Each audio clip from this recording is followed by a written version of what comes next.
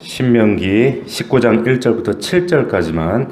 오늘 말씀 제목은 도피성 대신 예수 그리스도, 도피성 대신 예수 그리스도와 같은 제목으로 신명기 강의 19번째 말씀 함께 나누겠습니다. 하나님은 저와 여러분들을 너무 사랑하십니다. 아멘이시죠? 그걸 느끼고 사셔야 됩니다. 예. 근데 하나님께서 우리를 사랑하시고 또 우리의 삶과 우리가 읽어가는 모든 것들을 하나님은 사랑하시기 때문에 또 존중하셔요. 그 존중하신다는 그 의미 가운데는 하나님께서 우리를 인격적으로 대우하시고 내가 절대자기 때문에, 내가 조물주기 때문에 너 무조건 이렇게 해야 돼, 이렇게 하시는 분이 아니라 그를 인격적으로 존중하셔서 동의케 하시고 순종할 수 있도록 그렇게 하나님께서 우리를 그렇게 귀하게 여기시고 사랑으로 인도해 가십니다. 하나님 우리를 사랑하시기 때문에 우리의 생명 또한 귀중하게 여기시거든요. 사람의 생명, 그 목숨을 하나님께서 굉장히 귀하게 여기시는데, 하나님께서 그 생명을 사람을 소중히 여기시는 이유는 하나님의 손으로 형상대로 그 사람들을 지으셨기 때문에, 그 형상이 담겨져 있기 때문에 그 생명을 아주 소중하게 여기십니다. 오늘 신명기 19장 말씀을 보면 살인하지 말라라고 하는 제6계명에 대한 해석이 등장합니다. 제가 왜 이 해석이라고 말씀드리냐면, 지금 신명기 말씀 앞에 보면 10계명 이야기가 나오거든요. 그래서 많은 주석가들이 이 신명기에 이 신신당부하는 이 이야기는 10계명에 대한 주석서다, 각주다, 이렇게 얘기들을 합니다. 실제로 이 신명기 전체가 이 10계명에 대한 해석으로 우리가 바라보면 이 19장에 나오는 이 내용은 어떤 계명에 지금 속한 거냐? 6계명에 관한 내용이죠. 6계명. 그러니까 이 19장이 6계명에 살인하지 말라라고 하는 하나님의 대전제에 대한 각주라고 보는 겁니다. 그러니까 지금 신명기 지금 19장이 6계명, 그러니까 지금 신명기 말씀이 지금 모세를 통해서 주시는 그 설교를 신명기에 담아두고 있는데, 지금 우리가 보고 있는 이 19장은 두 번째 설교입니다. 그러니까 신명기 5장부터 해서 26장까지가 지금 쭉 설교가 되어지고 있는데, 두 번째 설교, 그 가운데 지금 5장부터 지금까지 쭉 달려왔던 이 내용들은 뭐냐면 10계명의 전반부, 그러니까 1계명부터 2, 3, 4 하나님에 대한 우리의 태도, 하나님을 우리가 어떻게 사랑할 것인가, 거기에 대한 전반부에 대한 각주였다라고 하면, 이제 오늘부터 19장에 대한 19장부터 26장까지는 이제 이웃들과 대인관계, 사람과의 사이에서 있는, 그러니까 6계명부터 10계명까지의 내용들을 거기를 지금 담아두고 있는 거예요. 자, 그래서 이 19장은 6계명에 대한 해석, 살인에 관련된 것으로 거기에 대한 부연으로 보는데, 왜 그런가 하면 출애굽기 21장에서 똑같은 그런 순서로 나옵니다. 자, 그래서 지금 우리가 사실 신명기 앞에서도 이 도피성에 관한 부분들을 이미 나눴어요. 그 의미를 나눴고, 그래서 이 도피성, 사람을 죽인 살인자를 우리가 어떻게 처리할 것인가 라고 하는 내용인데, 근데 그 부분을 먼저 보기 전에 하나님께서 생명에 대한 대전제, 하나님은 대원칙, 생명에 대해서 어떤 마음을 품고 계시는가, 하나님의 심정이 어떠한가 라는 것을 우리가 다시 한번 좀 짚고 여기 말씀으로 들어갈 필요가 있습니다. 그래서 창세기 9장으로 한번 가보겠습니다. 창세기 9장 5절 6절 한번 가보시면, 노아의 홍수가 끝난 다음에 이제 아들들에게 하나님께서 노아와 그 아들들에게 생명에 대한 대전제, 대원칙은 이런 거야 하는 말씀이 창세기 9장 5절 6절에 나옵니다. 거기 보면 이제 노아와 그 아들들과 이제 언약을 세우시는데, 9장 5절 6절입니다. 보십시오. 내가 반드시 너희의 피, 곧 너희의 생명의 피를 찾으리라 그러셨어요. 그죠? 반드시 너희 피, 생명의 피를 찾는다. 반드시. 이 말은 뭐냐면 하나님이 허락하신 생명, 그 하나님의 생명이, 형상이 담겨 있는 그 사람, 생명을 절대로 너희가 해쳐서는 안 된다. 너희가 그 생명을 함부로 좌지우지해서는 안 된다. 손대서는 안 된다. 그런 뜻이에요. 그 다음 보시면 짐승이면 그 짐승에게서 찾고 또 사람이나 말씀 보세요. 말씀이나 사람의 형제면 그에게서 그의 생명을 찾으리라 이렇게 말씀했습니다. 반드시 동물 하나도 헛되게 죽여서는 안 된다. 동물도 함부로 죽여서는 안 돼요. 사람이나 사람의 형제 너희가 피를 흘리면 그 피도 내가 반드시 찾을 것이다 이렇게 말씀하시는 겁니다. 자 6절 이렇게 이어집니다. 다른 사람의 피를 흘리면 그 사람의 피도 흘릴 것이니 이는 하나님이 뭐라고 했습니까? 자기 형상대로 사람을 지으셨음이라. 하나님의 형상이 담겨있기 때문에 그런 거예요. 그렇기 때문에 절대로 생명을 해한다라고 하는 것은 누구를 막론하고 그것은 하나님의 형성에 대한 형상을 깨뜨리는 그런 죄를 짓게 되는 겁니다. 그러니까 누가 뭐래도 뭐 이 사람이 가난하고 모자라고 이 사람이 뭐 없고 부족하고 뭐 연약해 보이고 그래도 그 사람은 하나님의 형상이라는 거예요. 우리가 직장 생활하고 저 사람은 안 믿고 저 사람은 불신자고 저 사람은 정말 꼴보기 싫고 그럴지라도 그 사람도 하나님의 형상이에요. 그래서 우리가 하나님의 형상을 우리가 정죄하거나 해하거나 이것은 하나님께서 결단코 기뻐하시지 않는다라고 하는 거죠. 네. 자, 그래서 그 생명 빼앗는 것은 하나님의 형상을 빼앗는 것이고 하나님을 해하는 거다. 그래서 살인은 어떤 이유에서라도 불가하다. 이렇게 아주 명확하게 밝혀두고 계시는 거죠. 그러니까 피 흘린 자는 내가 그 피 찾는다. 이게 대전제 원칙입니다. 그런데 보세요. 이 말씀의 근거에서 만들어진 제도가 하나 있습니다. 그게 뭐냐? 고엘이라는 제도가 있어요. 고엘. 들어보셨죠? 고엘. 고엘 하면 어디에 제일 많이 나오던가요? 고엘이. 구약에 많이 나오는데 특별히 룻기에 많이 나오죠. 룻기 한 20번 이상이 나와요. 고엘이라는 뜻이 뭐냐면 기업 물을 자, 그러니까 대신 갚아줄 자, 대속할 자, 가알이라고도 하고 고엘 이렇게 하는데 이런 고엘 지금 이 말씀인 것에 이 고엘이라는 제도가 만들어진 거예요. 그러니까 뭐냐면 자 기업 물을 자 고엘이라는 건 뭐냐면 형이 자식 없이 죽었어. 그러면 동생이 형수와 결혼해서 애를 낳아줘야 돼. 근데 동생이 없어. 그럼 동생이 또 들어가. 그 동생이 또 들어가 계속 형수와 애를 낳을 때까지. 이게 기업 물을 자 고엘이란 말이에요. 그런데 때로는 이런 경우도 있습니다. 때로는 사람이 너무 가난해서 자기 이스라엘 백성들 땅을 매매할 수가 없어요. 이 땅을 하나님이 주신 약속의 땅을. 그런데 이거를 어쩔 수 없이 팔았어. 조상 땅을 팔았단 말이에요. 근데 팔았는데 그 땅을 다시 되찾고 싶어. 근데 자기는 능력이 없어. 힘이 없어. 돈이 없어. 그럼 어떻게 해요? 형제 중에 한 사람이 그 땅을 도로 찾게 해줘야 되는 거예요. 형제 중에. 자, 그런데 이 고엘이라는 제도 중에 또 어떤 제도가 있냐면 피해 복수가 있습니다. 피해 복수. 그래서 이것도 고엘이 하는 건데 만약에 누군가의 손에서 제가 죽었어요. 제가 죽었단 말이에요. 그러면 제 복수를 제 형제 중에 하나가 반드시 해야 되는 겁니다. 쫓아가서 반드시. 왜 그런 법이 나왔는가 하면 오늘 본문 때문이에요. 어떠한 생명도 존중받아야 되기 때문에. 하나님의 형상이기 때문에 어떠한 생명도 죽어 마땅한 생명이 없고 정말 모자란 생명이 없는 하나님의 형상이기 때문에 그렇기 때문에 이런 고일이라는 제도가 나온 거예요. 그래서 생명을 해하는 사람은 하나님의 형상을 훼손했기 때문에 반드시 죽어야 되는 거예요. 하나님의 형상을 깨뜨렸기 때문에 반드시 형제가 없으면 사촌이라도 가서 반드시 끝까지 쫓아가서 죽이는 거예요. 무섭죠? 살벌합니다, 이 사람들. 바꿔 말하면 이 얘기는 뭐냐면 이런 얘기를 하고 계시는 이유는 또 어떤 의미에서는 절대로 살인해서는 된다, 안 된다? 안 된다는 거예요. 절대로. 그러니까 법이 강하게 표현하면 표현할수록 그것은 정말 강력한 법이라는 뜻이거든요. 살인에 대한 것은 살인으로 갚는다. 이 말은 절대 살인해서는 안 된다는 뜻이거든요. 그런데 살다 보면 살인이 요즘 세상이나 옛날이나 살인이 그렇게 안 죽어요? 사람이 죽을 때가 있잖아요. 사고사로 죽고 이래서 죽고 저래서 죽고 죽는단 말이에요. 근데 죽을 때마다 사람이 이렇게 죽게 될 때마다 이 고일이라는 법을 적용해가지고 쫓아가서 복수하고 피 흘리고 이러면 어떻게 될까요? 제가 어릴 때 홍콩 무협 영화를 좋아했거든요. 아버지의 원수 이래가지고 칼을 막 갈고 막 솥에다 손을 팍 집어넣고 그러잖아요. 그래서 복수하러 가. 자기가 어린 데 가지고. 근데 또 원수는 자기를 못 알아봐.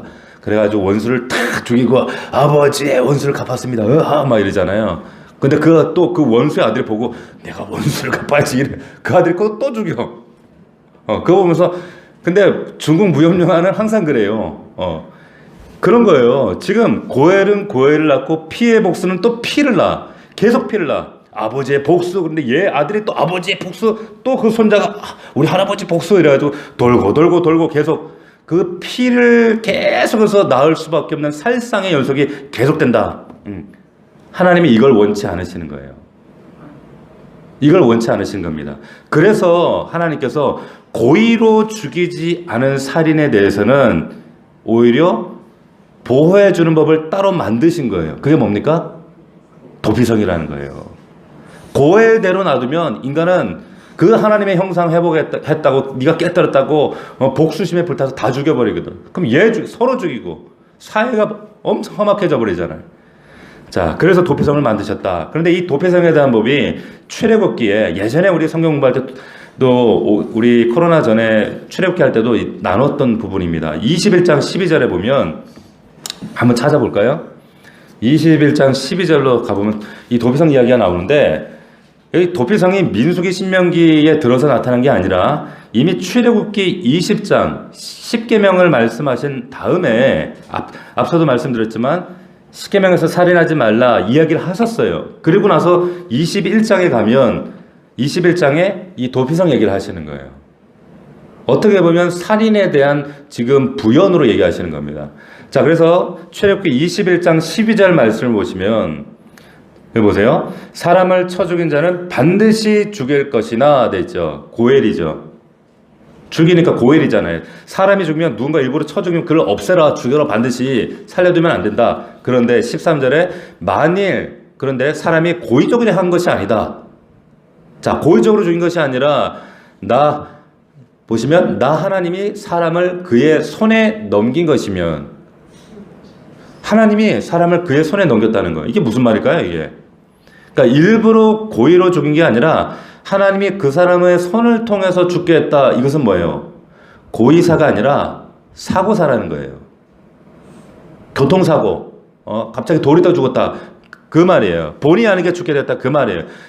그러면 말씀 보면 내가 그를 위하여 한 곳을 정하리니 그 사람이 그리로 도망할 것이요.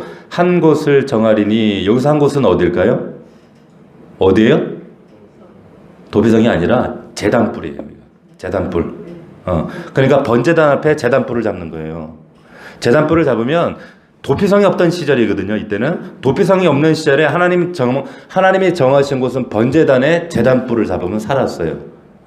그래서 성망으로 막 자기가 정말 부지 중에 사람을 죽였다 막 달려서 제단불에 뿔을 딱 잡으면 번제단에 그 사람은 당장 죽지 않습니다. 당장 죽지 않고 그때부터 이 사람이 왜 죽였는지 조사를 받게 되는 거예요. 나 잡았어? 그럼 조사 이렇게 되는 거예요. 자, 조사를 받을 수 있는 장소가 바로 그 제단 뿔이었다. 그래서 14절 보면 사람이 그의 이웃을 고의로 죽였으면 너는 그를 내 제단에서 잡아내 죽일지라. 뭐 무조건 뿔 잡았다고 사는 게 아니라 근데 고의로 죽였다는 게 밝혀지면 그냥 끌어내서 죽여버리는 거예요. 죽여버리는 겁니다. 자, 이 말씀이 왜 중요하냐면 여러분 이게 왜 중요하냐면 고대 근동 사이에서 이런 도피성과 고엘 그리고 이 제단뿐 이런 제단뿔 이런 그 보호받는 개념이 있었어요. 오늘날로 말하면 뭐예요? 데모하다 도망가면 어디로 도망가요? 명동성당 이런 데로 뭐 조계사로 도망가잖아요. 그런 개념이 옛날 근동세계도 어떤 개념이냐면 성역이라는 개념으로 있습니다. 성역. 신이 거하는 장소. 신이 거주하는 장소. 거기에는 어떤 사람도 그 사람이 무슨 죄를 지었건 가면 그 사람을 끌어낼 수 없었어요. 죽일 수 없었어요. 이런 성역, 뭐 고의로 죽였든 일부러 죽였든 뭐 어쩌다 죽였든 간에 거기 성역에 들어가면 그 사람을 끌어낼 수가 없는 겁니다. 자, 신의 영역이기 때문에. 그런데 하나님의 말씀, 우리 이 성경에 나와 있는 하나님의 부분은 훨씬 더 정교하다는 거예요. 무슨 말이냐? 지금 하나님은 그 사람의 의도 중심을 보고 계시는 거예요. 무조건 성역 안에 들어왔다고 해서 제단 뿔 잡았다고 살려주는 게 아니라 너 고의로 죽인 거야? 너 실수로 죽인 거야? 아니면 너 이유가 있어? 어떤 상황이었어? 네 마음은 어떠해? 상황. 그 사람의 모든 것들을 낱낱이 그 마음 숨겨진 것까지 하나님 보신다는 거예요. 자, 하나님은 사람을 죽였냐 안 죽였냐, 네가 내 성령으로 들어왔느냐 안 들어왔냐, 그 물리적인 걸 보는 걸 중요하게 여기시는 것이 아니라 그 사람의 중심을 본다는 거예요. 중심. 정말 미움을 가지고 원한 가지고 죽였느냐, 어쩌다가 실수로 죽였느냐. 그러니까 그 옛날 당시 고대 근동했던 그들의 법과 하나님의 법은 완전히 달라요. 수준 차이가 완전히 전혀 달라요. 지금도 남아있는 함무라비 법전, 피에는 피, 이에는 이, 이런 것과 다른, 무조건 살인자니까 다 죽여라, 그게 아니라 그 사람이 왜 죽였는가를 살펴보라는 거예요. 하나님이 이만큼 젠틀하셔요. 이만큼 세심하셔요.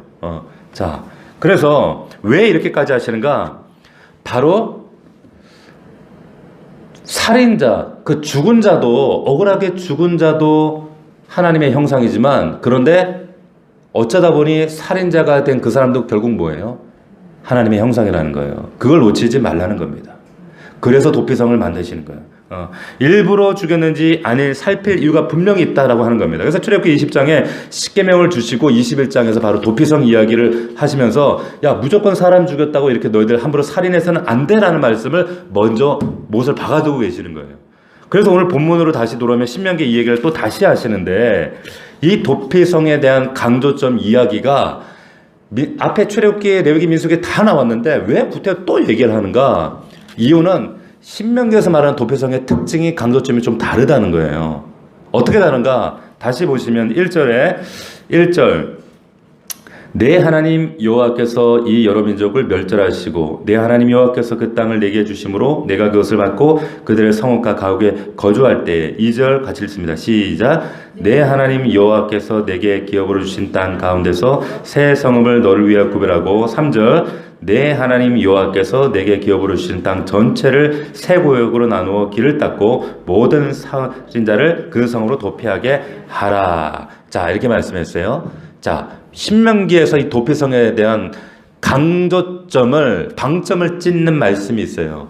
여기에 이 말씀을 지금 방금 여러분이 읽으셨는데, 지금 읽었던 말씀 가운데 신명기에서만 나타나는 도피성 특징이 보이셔요? 반복되는 말이 있죠? 그게 뭐예요? 그게 뭡니까? 내 하나님 여호와께서. 제가 여러 차례 누차 말씀드렸어요. 신명기에 아주 독특한 이 형식이 내 하나님 여호와께서를 쓴다는, 다른 성경은 없어요. 내 하나님 여호와께서. 지금 이 말씀 한번 펜으로 한번 쳐보십시오. 지금 1절에 내 하나님 여호와께서, 그리고 또 중간에 또 나오죠. 내 하나님 여호와께서. 또 2절에 내 하나님 여호와께서. 그리고 3절에 내 하나님 여호와께서. 자, 도피성은 출애굽기도 있었고 레위기, 민수기, 여호수아도 있었어요. 그런데 계속해서 도피성 말씀하는데 그 중에서 신명기에서 말씀하시는 도피성의 특징이 뭐냐면 바로 내 하나님 여호와께서라는 거예요. 지금 이 설교를 하고 있는 나의 하나님이 아니라, 모세의 하나님이 아니라, 박 목사의 하나님이 아니라 내 하나님 여호와께서예요. 내 하나님 여호와께서. 왜 도피성을 하나님이 만드시나, 왜 그 생명을 보존해야 하냐면, 너희가 1절 지금 말씀해 보면 너희가 들어가서 그 땅은 네가 잘해서가 아니라, 네가 힘이 있어서 똑똑해서가 아니라, 실력, 너의 행위의 근거에서 얻게 되어지는 거기에 근본이 있는 것이 아니라 내 하나님 여호와께서야. 내 하나님 여호와께서 그들을 멸절하실 것이고, 내 하나님 여호와께서 그 땅을 너에게 주실 거고, 그래서 너희가 내 하나님 여호와께로 말미암아 그 땅에서 기업을 누리고 살아가게 하는 거예요. 반복해서 말하는 핵심이 어디냐면, 내 하나님 여호와께서 이 모든 것을 다 주셨기 때문에 내 하나님 여호와의 마음과 심정을 너희가 깨닫고 순종하고 따라야 된다는 거예요. 그게 뭡니까? 니네들 생각대로, 니네들 경험대로, 니네 그 근동세계 그 방법대로 무작정, 저 자식이 우리 사랑하는 사람 죽였으니까 너도 죽어야 돼, 그렇게 고열 제도를 무작정 하지 말고, 내 하나님 여호와의 마음과 뜻과 그 하나님의 공율하심을 너희가 바로 이행할 수 있어야 돼, 실천할 수 있어야 돼, 순종해야 돼 말씀하시는 거예요. 이해가 되시죠? 이해가 됐으면 좋겠는데. 이 말씀을 보면서 우리 하나님이 그 높으신 크신 하나님이 이렇게까지 세심하신 분이구나. 여러분 보세요. 그렇게 세심하신 분이기 때문에 우리가 그분께 내 삶에 아주 작은 것도 고할 수가 있는 거예요. 얼마나 우리 하나님이 정말로 인격적이시고 세심하시고 자상하시고 얼마나 그런 우리 아버지 하나님이 그런 성품을 가지신 분이란 말이에요. 8절에도 보십시오. 펜으로 한번 쳐보세요. 8절에도 내 하나님 여호와께서 표시해 보시고 이렇게 시작하잖아요. 내 하나님 여호와께서. 그 다음 9절 중간에도 내 하나님 여호와를 사랑하고 내 하나님 여호와를 10절에도 내 하나님 여호와께서. 자, 그러니까 도피성에 관해 말씀하시는데 1절부터 지금 13절까지 내 하나님 여호와께서가 계속 반복이 나와요. 왜 그럴까요? 이것이 도피성을 만들어야 하는 이유이기 때문에 그렇습니다. 이유가 바로 내 하나님 여호와께서요.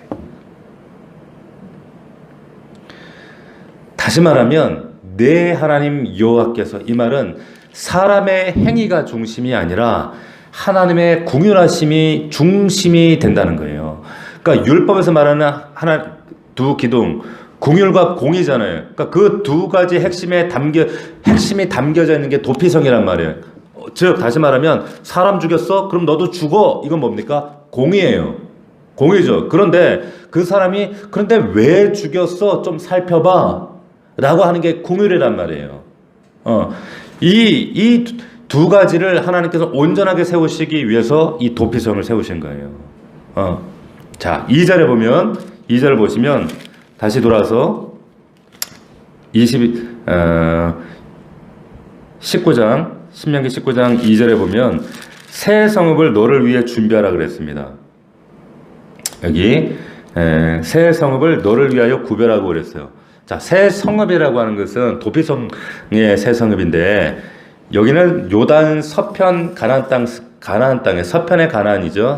새 성읍이에요. 이미 그러면 동편에는 그 도피성이 있어요, 없어요? 동편에 가나안 땅 건너편 들어오기 전에 그 땅에는 도피성이 있었습니까, 없었습니까? 있어요. 잘 생각해 보세요.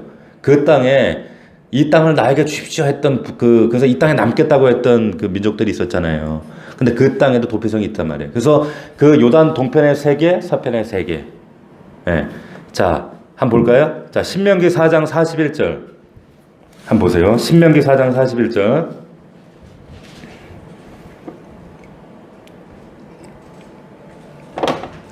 신명기 4장 41절에 보면 이렇게 되어 있죠. 그때에 모세가 요단 이쪽, 이 요단 이쪽은 요단 동편을 얘기하는 겁니다. 근데 가나안 땅이 아니에요. 요단 동편. 보면 해 돋는 쪽에서, 그러니까 동쪽이죠.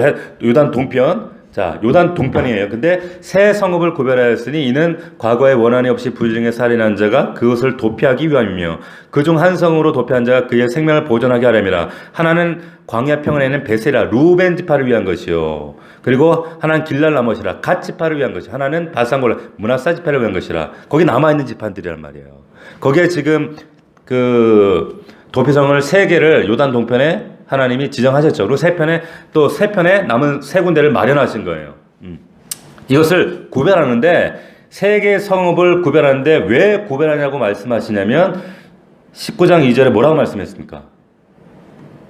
너희를 위하여 구별하라는 거예요. 너희를 위하여. 너희를 위하여. 한번 동그라미 해보세요. 너희를 위한 겁니다. 도피성이. 그러니까 저와 여러분을 위한 거예요. 자, 근데 19장 7절도 보시면 같이 한번 읽어봅시다. 시작. 그러므로 내가 내게 명령하기를 새 성읍을 너를 위하여 구별하라 하노라. 자, 너를 위하여 구별하라 밑줄. 근데 도피성을 보세요. 도피성은 사실 명확하게 이게 누구를 위해서 지금 만드는 거예요? 살인자를 위한 거예요. 나를 위한 게 아니라 살인자를 위한, 이스라엘 백성들을 위한 것이 아니라 살인자를 위한 거죠. 살인자. 그런데 여기 하나님은 왜 너희를 위한 것이다 이렇게 말씀하시는 거예요. 왜 너희를 위한 것이라고 말씀하실까요? 우리 하집사님, 왜 너를 우리 하집사님을 위한 거라고 말씀하실까요? 이 도피성이? 누구나 다 갈 수 있으니까? 가능성이 있으니까? 그것도 일부 맞아요. 자, 이 피해 복수, 이 피해 복수가 멈추지 않으면, 고혈이 계속 반복되어지면 사회 전체가 어떻게 돼요? 피해 복수의 현장이 돼버려요. 사회가 혼란스러워져 버려요. 사회 전체가 이게 질서가 무너져 버리는 거예요. 그러니까 사람이 처음에는 뭐 그래도 내 아버지의 원수를 갚겠습니다 이러면서 막 고귀한 마음으로 출발을 할지라도 그 마음이 칼을 갈고 그리고 폭력을 행사하고 누군가를 해하고 그러면 그 폭력이 또 폭력을 낳고 또 피가 피를 부르게 돼 있어요. 폭력은요 하다 보면 쾌감을 느끼게 합니다. 아, 그거 아세요? 살인자는요 또 살인해요. 폭력하는 사람이 또 폭력을 합니다. 그러니까 하나님은 그걸 멈추라는 거예요. 멈춰야 된다는 그 피해 복수가 가져올 사회 전체의 분위기, 사회 질서가 무너지고 폭력으로 사회 전체 기반이 흔들려지고 얼마나 그 사회가 끔찍하고 두렵겠어요. 너희가 그 폭력을 그치지 않으면 네가 사는 곳이 폭력적인 사회가 될 거야. 그래서 그치라는 거예요. 그래서 너희를 위한 거예요. 너희를. 결국에. 예. 자, 여러분 이게 도피성이에요. 그런데 이것이 예수 그리스도가 이 땅에 오신 이유예요. 예수 그리스도께서 도피성이 되셔서 우리에게는 도피성이 되시는 분이란 말이에요. 이 땅에 주님이 오시지 않았으면 우리의 삶 가운데 우리의 영혼 가운데도 이 피해 복수 같은 이 참혹한 이 사건들이 끊이지 않습니다. 우리의 죄, 허물, 우리의 연약함, 우리의 곤고함, 이 죄는요 반드시 명확한 결과를 우리의 삶 가운데 가져옵니다. 죄는요 덮어놓고 에이 그러지 않아요. 그 죄책에 대한 결과를 반드시 묻게 돼 있어요. 근데 이것이 우리가 잘못해서 죄와 허물로 인해서 그 결과의 결과들을 만들고 피를 흘리고 또 피를 흘리는 이 인간의 죄와 허물의 역사는 절대로 끝나지 않아요. 멈추질 않습니다. 그래서 이 끔찍한 그 피의 연속성을 하나님 중단하기 위해서 어떻게 예수 그리스도께 이 땅에 오셔서 자신의 피로 이것을 막아버리시는 거예요. 끝내버리시는 겁니다. 자신의 피로 십자가에 죽으시고 고난받고 죽으시면서 그 사건을 통해서 이제는 누구도 피 흘릴 필요 없어. 누구도 이제 억울하게 죽일 필요 없어. 누구도 이제 그 피를 갚을 필요 없어. 예수 그리스도 구속의 피 내가 대속했어. 내가 기업 물었어 하시면서 영원한 도피성으로 영원한 기업 물을 자로 우리의 모든 것을 끝내버리셨다. 할렐루야. 그래서 예수 그리스도가 우리에게 영원한 도피성이 되신다는 거예요. 그래서 그 예수 그리스도께 피한 자는 어떤 죄와 허물과 정말 혹 누군가를 죽였을지라도 죽으라는 얘기가 아니에요. 죽였을지라도 그 예수 앞에 피하면 어떤 죄도 그 안에서 용서받을 수가 있는 거예요. 얼마나 감사합니까? 이것이 이 모든 은혜가 그 완전한 도피성 되신 예수 그리스도께서 우리를 그 도피성 안으로 우리를 받아주셨기 때문이라는 거예요. 보세요. 하나님께서 이 도피성 얘기가 출애굽기, 레위기, 민수기, 신명기, 여호수아까지 계속 나오거든요. 왜 이렇게 반복하실까요? 그리고 이 신명기 신신당부하는 게 신명기라고 했잖아요. 이 신자가 왜 모세는 왜 이렇게 신신당부하고 있을까요? 하나님의 마음이 여기 있습니다. 이 모세, 이 신명기를 쓰고 있는 이 모세가 사실은 어떤 사람이었습니까? 과거에 이 사람 살인자였어요. 애굽에 있을 때 이 사람은 고의로 사람을 죽인 사람이었어요. 그런데 하나님이 그 사람을 지금 그 사람 죽인 모세를 지금 이 출애굽한 이스라엘의 리더로 지금 사용하고 계시는 거예요. 하나님이 이런 분이세요. 그래서 그를 통해서 이 신명기에 지금 우리가 읽고 있는 이 도피성 얘기를 지금 계속 반복해서 쓰고 있는 겁니다. 신신당부하고 있는 그 살인했던 장본인인 모세가 그 살인자가 지금 이 도피성 살인 이야기를 적고 있는 거예요. 왜 그럴까요? 하나님의 마음이 그거란 말이에요.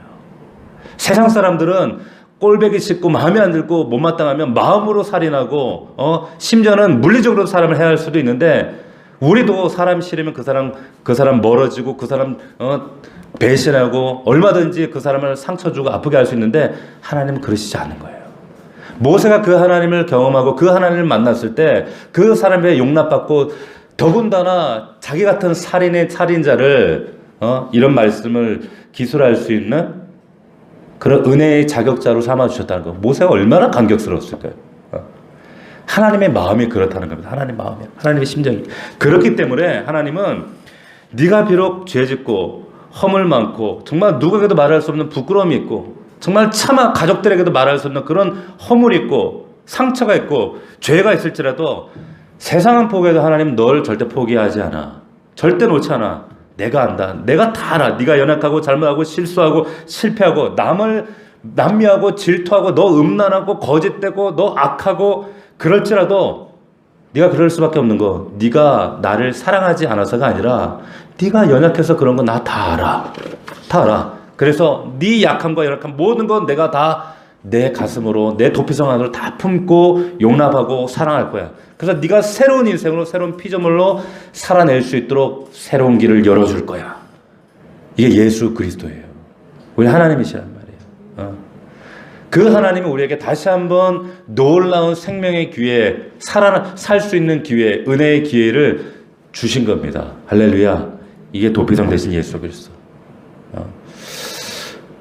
오늘 말씀을 통해서 그 도피성, 우리는 이미 예수 그리스도 안에 도피성 안에서 우리는 정말 안전하게 그 예수 그리스도와 연합된 정말 새로운 삶을 살고 있는 자들입니다.